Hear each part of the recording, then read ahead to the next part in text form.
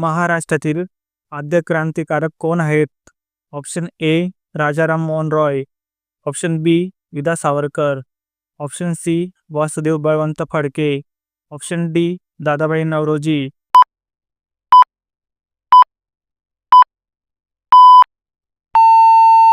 Right answer is C Vasudev Balwant Phadke.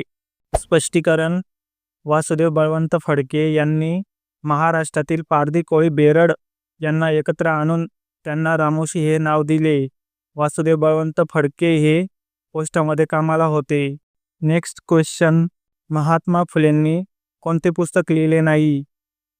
Option A शिवाजीचा पोवाडा, option B Gulamgiri, option C Satyadharma Prakash, option D Jyotinibandh.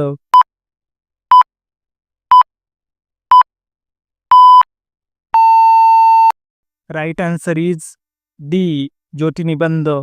स्पष्टीकरण: ज्योतिबा फुले यांची इतर ग्रंथसंपदा तृतीय रत्न, ब्राह्मणांचे कसब, शेतकऱ्यांचा आसूड, इशारा, अस्पृश्यांची कैफियत.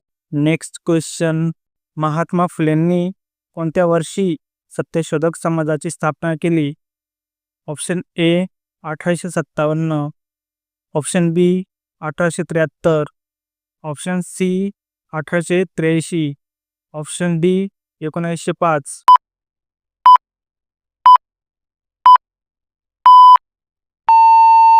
Right answer is B 1873. स्पष्टीकरण: ज्योतिबावर थॉमस पेन यांच्या राईट ऑफ मॅन या ग्रंथाचा प्रभाव होता. 1873 मध्ये सत्यशोधक समाज स्थापन उद्देश दलितांना समान हक्क मिळवून देणे.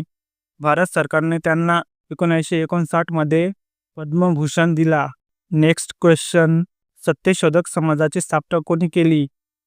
Option A Pandita Ramabai, option B Balshastri Jambhekar, option C Mahatma Jyotiba Phule, option D Karmaveer Bhaurao Patil.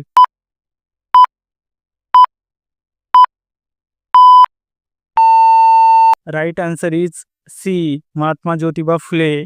स्पष्टीकरण: शूद्र अतिशूद्राची स्थिती सुधारण्यासाठी व त्याची धार्मिक व सामाजिक गुलामगिरी नष्ट करण्यासाठी फुलेंनी 24 सप्टेंबर 1873 रोजी पुण्यात सत्यशोधक समाजाची स्थापना केली. नेक्स्ट क्वेश्चन: ज्येष्ठ समाजसेवक अण्णा हजारे यांचे पूर्ण नाव काय? Option A Kisan Baburao Hazare, option B Krishna Bapurao Hazare, option C Anna Krishna Hazare, option D Kisan Krishna Hazare.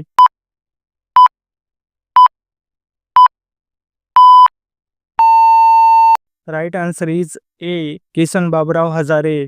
स्पष्टीकरण: अण्णा हजारे यांचे मूळ गाव अहमदनगर जिल्ह्यातील राळेगण सिद्धी हे आहे.